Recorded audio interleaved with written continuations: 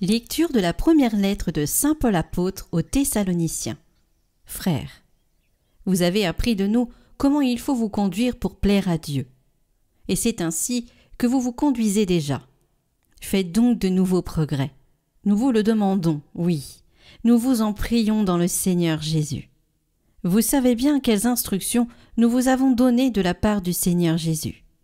La volonté de Dieu, c'est que vous viviez dans la sainteté, en vous abstenant de la débauche, et en veillant chacun à rester maître de son corps dans un esprit de sainteté et de respect, sans vous laisser entraîner par la convoitise, comme font les païens qui ne connaissent pas Dieu. Dans ce domaine, il ne faut pas agir au détriment de son frère, ni lui causer du tort, car de tout cela le Seigneur fait justice, comme nous vous l'avons déjà dit et attesté. En effet, Dieu nous a appelés non pas pour que nous restions dans l'impureté, mais pour que nous vivions dans la sainteté. Ainsi donc, celui qui rejette mes instructions, ce n'est pas un homme qu'il rejette, c'est Dieu lui-même, lui qui vous donne son Esprit Saint.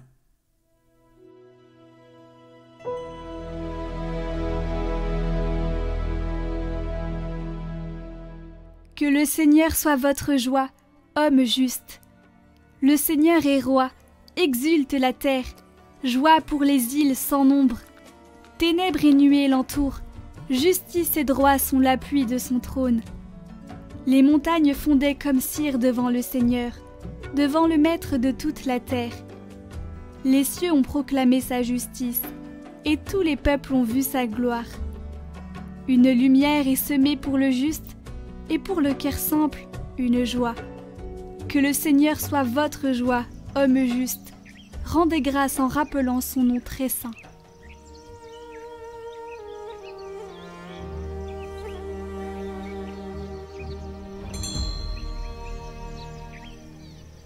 Évangile de Jésus-Christ selon saint Matthieu. En ce temps-là, Jésus disait à ses disciples cette parabole. Le royaume des cieux sera comparable à 10 jeunes filles invitées à des noces qui prirent leurs lampes pour sortir à la rencontre de l'époux. 5 d'entre elles étaient insouciantes, et 5 étaient prévoyantes. Les insouciantes avaient pris leurs lampes sans emporter d'huile, tandis que les prévoyantes avaient pris avec leurs lampes des flacons d'huile. Comme l'époux tardait, elles s'assoupirent toutes et s'endormirent. Au milieu de la nuit, il y eut un cri. « Voici l'époux, sortez à sa rencontre !» Alors toutes ces jeunes filles se réveillèrent et se mirent à préparer leurs lampes. Les insouciantes demandèrent aux prévoyantes « Donnez-nous de votre huile, car nos lampes s'éteignent. » Les prévoyantes leur répondirent « Jamais cela ne suffira pour nous et pour vous, allez plutôt chez les marchands vous en acheter. » Pendant qu'elles allaient en acheter, l'époux arriva. Celles qui étaient prêtes entrèrent avec lui dans la salle des noces, et la porte fut fermée. Plus tard, les autres jeunes filles arrivèrent à leur tour et dirent « Seigneur, Seigneur, ouvre-nous !» Il leur répondit « Amen, je vous le dis, je ne vous connais pas. Veillez donc, car vous ne savez ni le jour, ni l'heure. »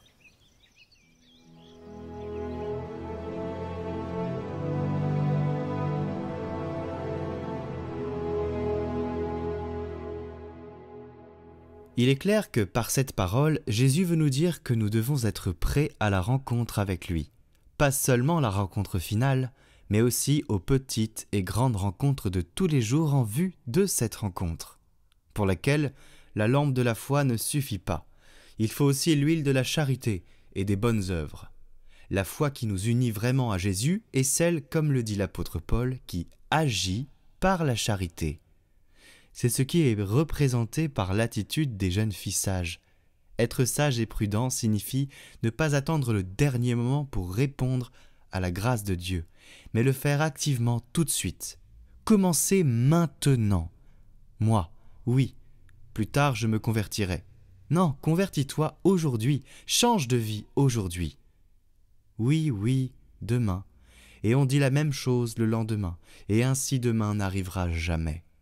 Aujourd'hui. Si nous voulons être prêts pour la dernière rencontre avec le Seigneur, nous devons dès à présent coopérer avec lui et accomplir de bonnes actions inspirées par son amour. Et je voudrais ajouter quelque chose aux paroles du commentaire de l'Évangile du Pape. Je voudrais rajouter que nos actions, nos bonnes actions, si nous sommes petits et que nous faisons des petites choses, eh bien c'est très bien, mais les bonnes actions ne se limitent pas à une charité aveugle. C'est une charité enracinée dans le Christ. Elle n'est pas une charité de l'homme. Pour l'homme, elle est une charité de l'homme en Dieu pour accompagner l'homme dans sa plénitude avec Dieu. Et pour ça, il suffit d'enraciner sa vie, ses bonnes actions dans la parole. Laissons-nous guider par cette parole. Vous l'écoutez pour certains tous les jours. Elle vous nourrit et elle vous apporte des actions à réaliser qui ne sont pas forcément des actions de charité, qui sont aussi des actions de mission. Et pour cette rentrée, nous allons faire une neuvaine de rentrée, je vous l'annoncerai dès qu'elle sera disponible. Pour ancrer notre rentrée justement dans cet élan missionnaire et aussi dans la charité. Que cette année soit une année où nous puissions communiquer à tous ceux qui nous entourent la joie du Christ, la rencontre. Car comme le dit cet évangile, chacun doit rencontrer le Christ et doit être préparé à sa venue.